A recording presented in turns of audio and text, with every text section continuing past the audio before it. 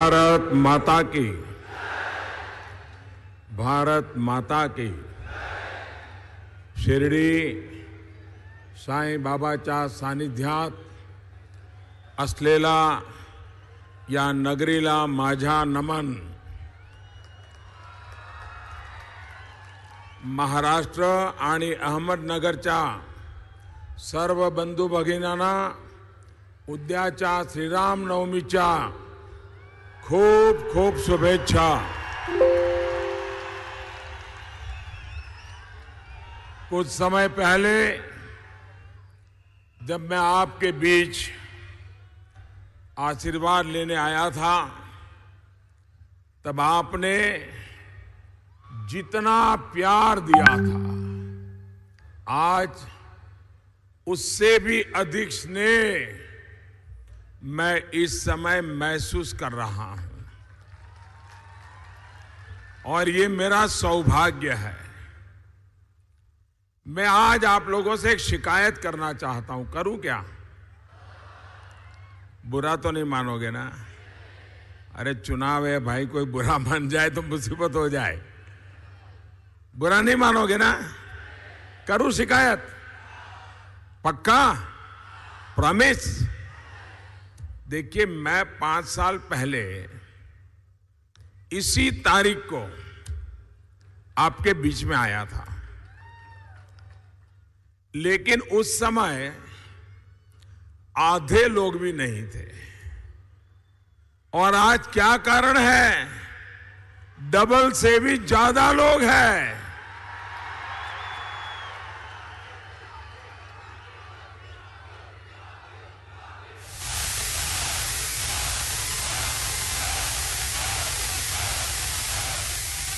आपके इस प्यार को, विश्वास को मैं नमन करता हूं.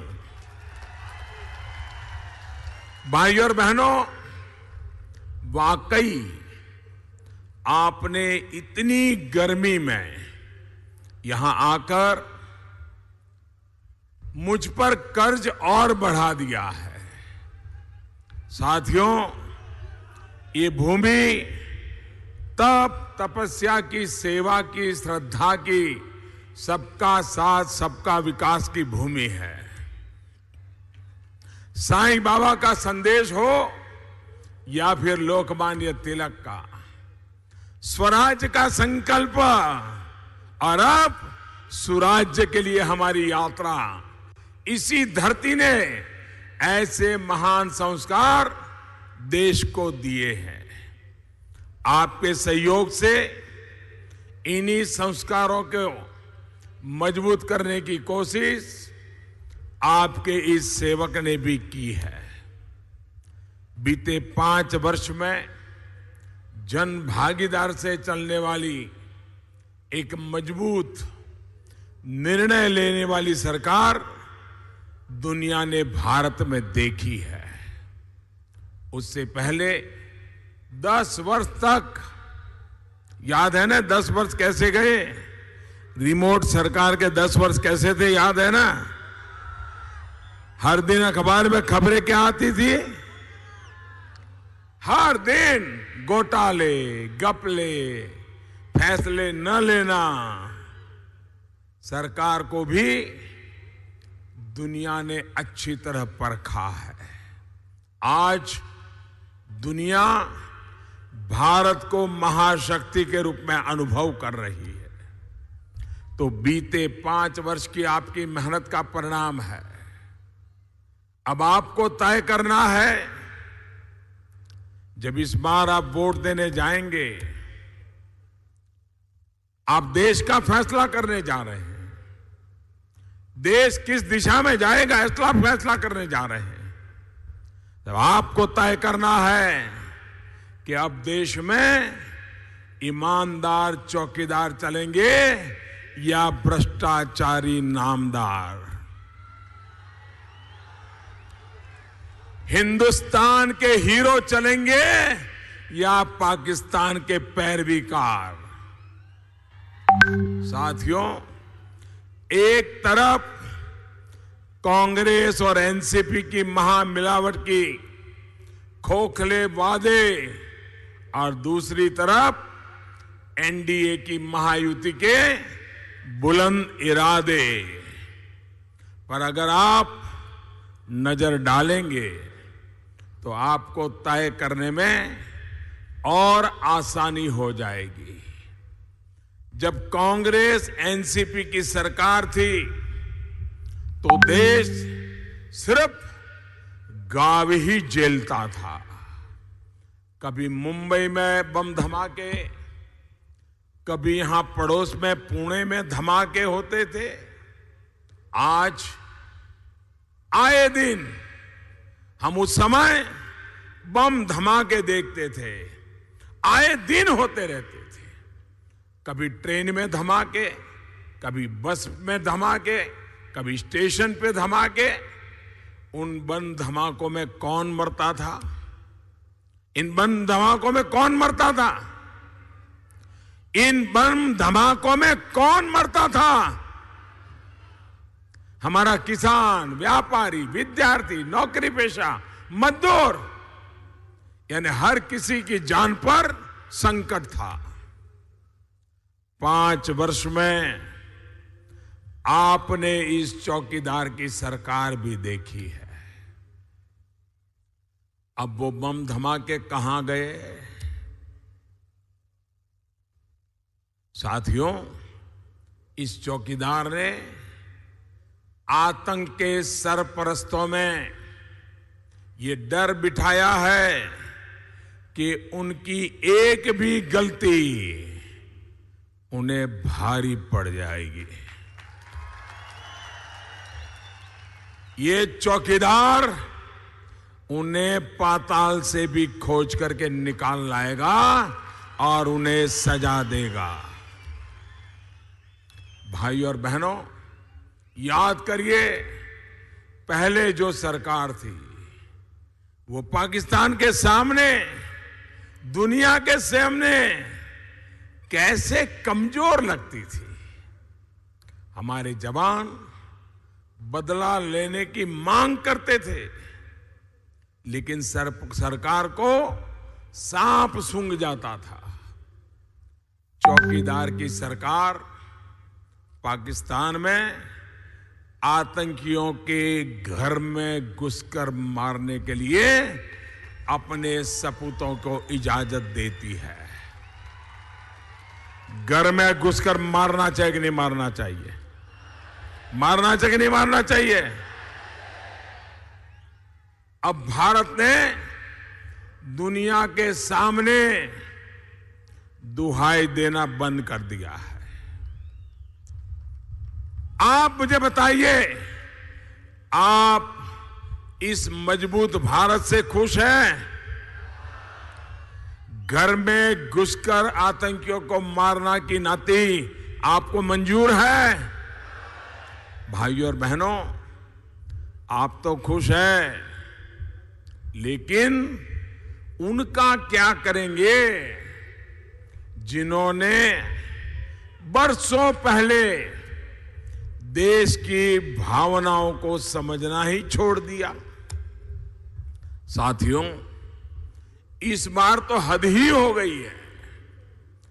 कांग्रेस, एनसीपी ऐसे लोगों के साथ खड़े हैं जो कह रहे हैं कि जम्मू कश्मीर को भारत से अलग कर देंगे, जम्मू कश्मीर में अलग प्रधानमंत्री बना देंगे।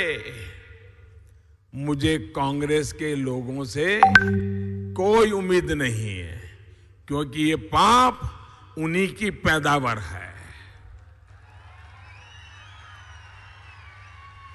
लेकिन मुझे समझ नहीं आता है कि शरद राव पवार को क्या हो गया है।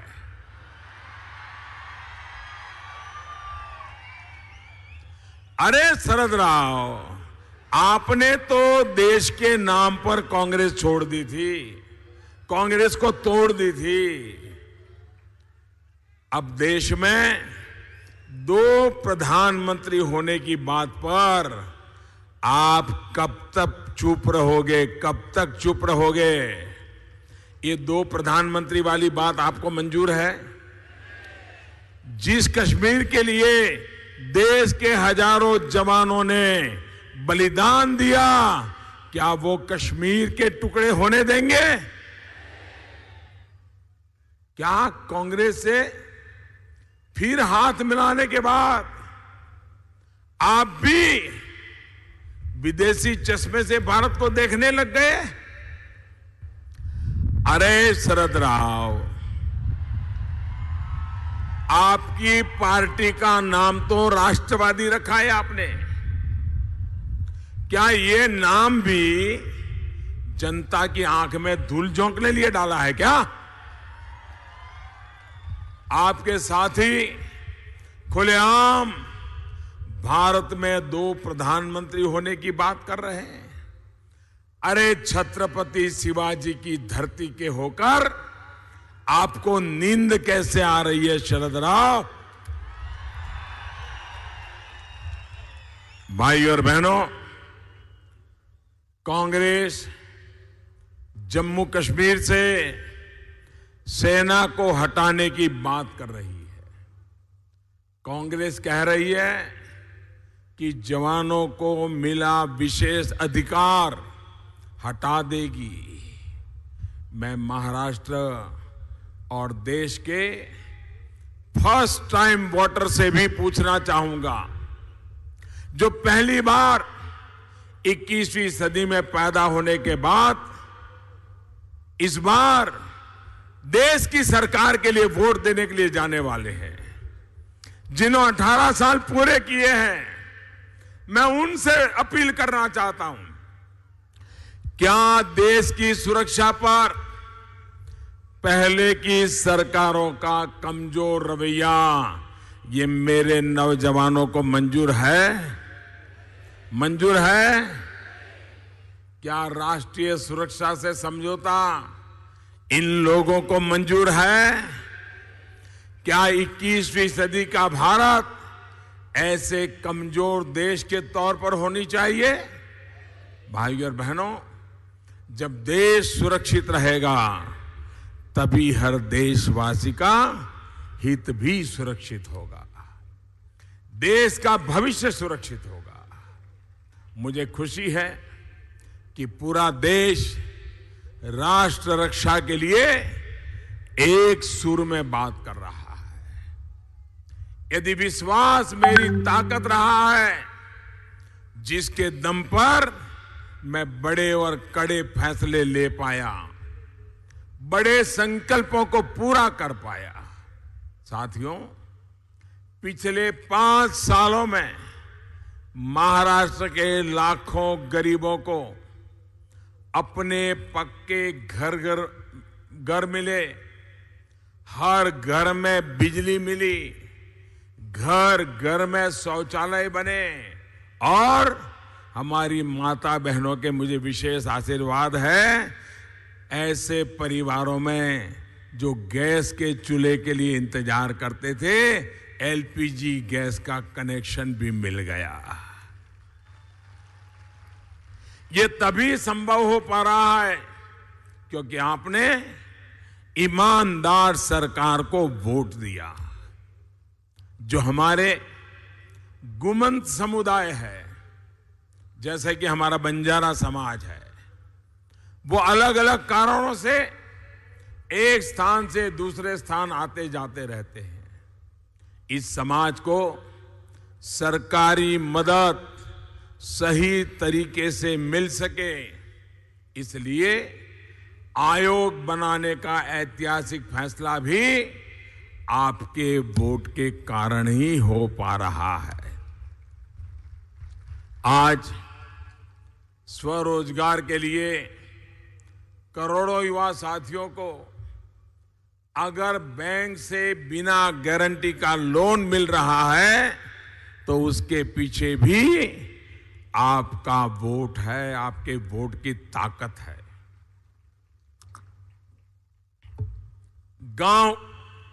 गांव में सड़कें, ये बाईपास, पुराने लटके भटके रेलवे प्रोजेक्ट्स आज तेजी से पूरे हो रहे हैं। तो इसके पीछे अगर सबसे बड़ी ताकत है तो आपका वोट है। भाइयों और बहनों, कल 11 अप्रैल को महात्मा ज्योतिबा फुले की जयंती थी। फुले शाहू आंबेडकर विचारधारा को कार्य रूप देने के लिए उस तरह का हृदय आवश्यक होता है। ऐसा हृदय व्यक्तिगत स्वार्थ और परिवार के स्वार्थ की राजनीति करने वालों में नहीं हो सकता। इसी सोच के साथ हमारी सरकार शेतकारी समाज की भी छोटी छोटी दिक्कतों का ध्यान रख रही है। पीएम किसान सम्मान योजना के तहत सीधे बैंक खाते में रुपया जमा करने का काम भी जारी है। लाखों परिवारों के खेतों में, उनके खाते के अंदर, ऐसे परिवारों के खाते के अंदर पैसा पहुंच चुका है और बाकियों को भी जल्द ही जल्द पैसा पहुंच जाएगा। साथियों, भाजपा एनडीए ने इस बार बड़े संकल्प लिए हैं। मई की 23 तारीख के बाद जब फिर मोदी सरकार आएगी, एक बार फिर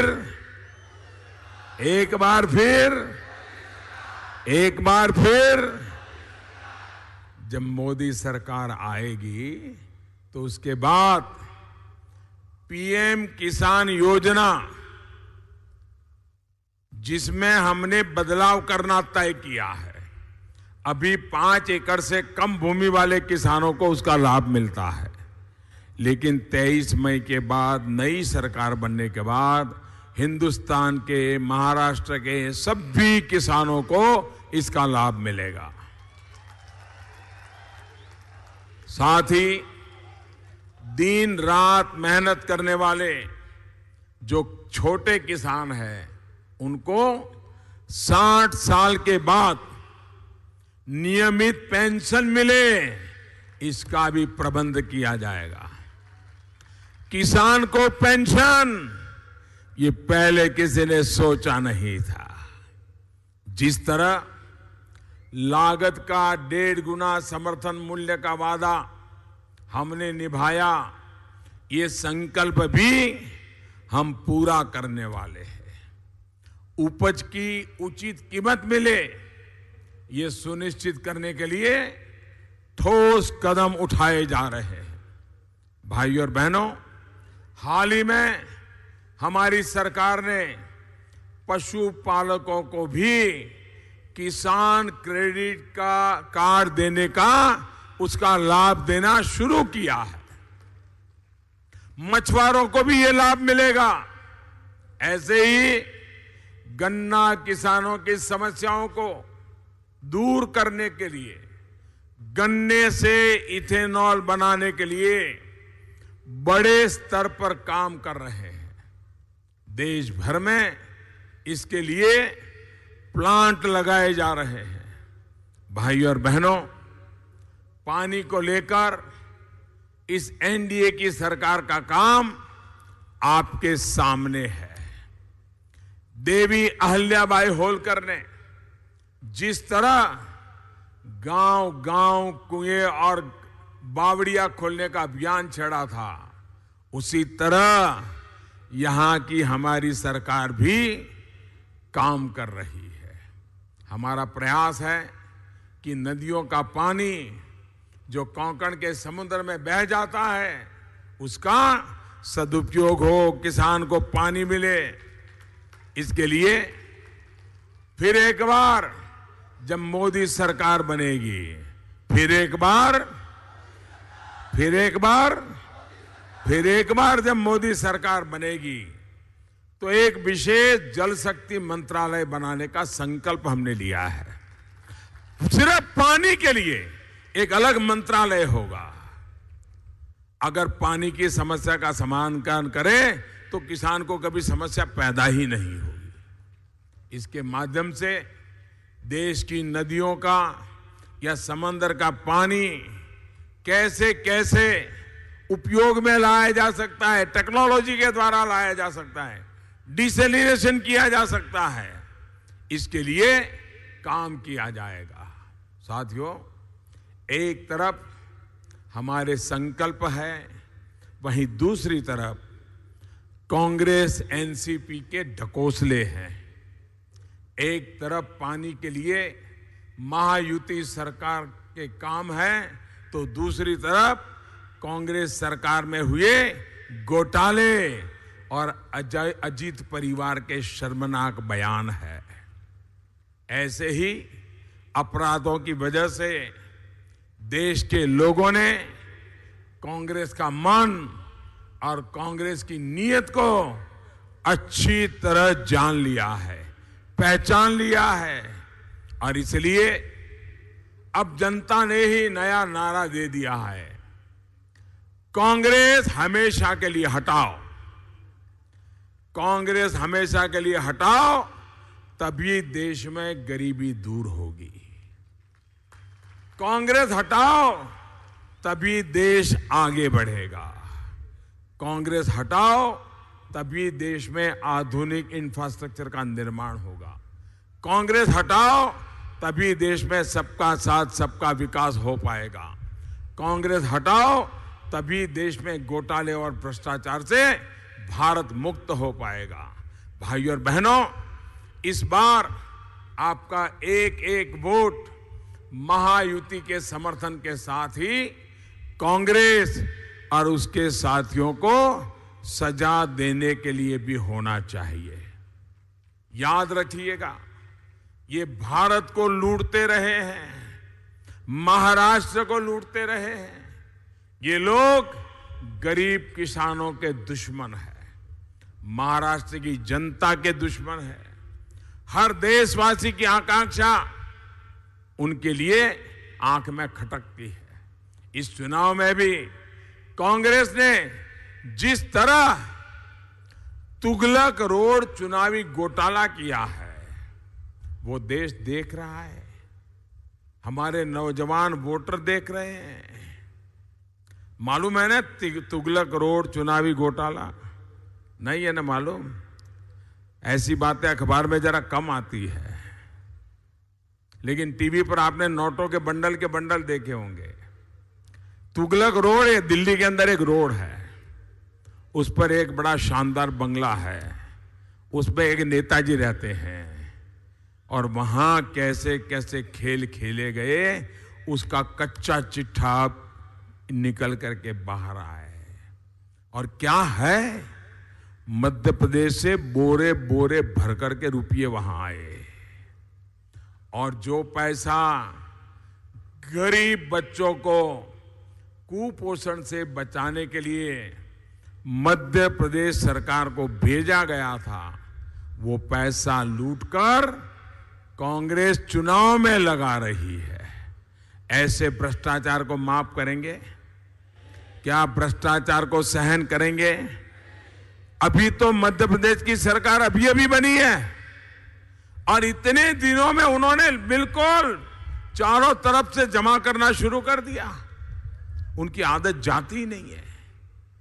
दिल्ली के तुगलक रोड में बोरा भर भर के मिल रही नोटों की गड्डियां कांग्रेस की असली पहचान है। भाइयों बहनों, ये चौकीदार चौकन्ना है, ये चौकीदार ईमानदार है, और तभी तो इन चोरों को पकड़ पाया। भाइयों और बहनों, इतिहास साक्षी है कि भारत में स्वराज की परिकल्पना सबसे पहले छत्रपति शिवाजी महाराज ने की थी। मेरी आकांक्षा है कि स्वराज्य स्थापित करने के एनडीए के काम को आगे बढ़कर शिवाजी महाराज के सपनों को पूरा करने के लिए पूरी ताकत से जुट जाएं। महाराष्ट्र के सभी साथियों से मेरा आग्रह है कि केंद्र में मुझे मजबूत करने के लिए कमल के निशान पर बटन दबाइए, जहां हमारे महायुति के मेंबर लड़ रहे हैं, धनुष बाण उनके लिए बटन दबाइए। और जब आप कमल पे बटन दबाएंगे, धनुष पर बटन दबाएंगे, आप विश्वास रखिए वो वोट सीधा सीधा मोदी के खाते में जाएगा।